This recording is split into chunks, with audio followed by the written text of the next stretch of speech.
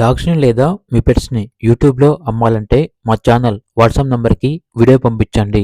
అలాగే ఛానల్‌ని ఇంతవరకు సబ్స్క్రైబ్ చేయకపోతే సబ్స్క్రైబ్ చేయండి.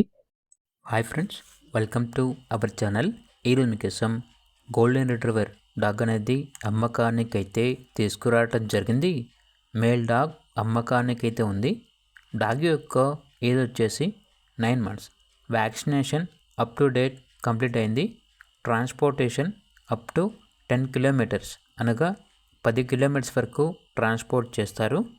ఇక డాగ్ యొక్క ప్రైస్ వచ్చేసి 7K అనగా 7,000.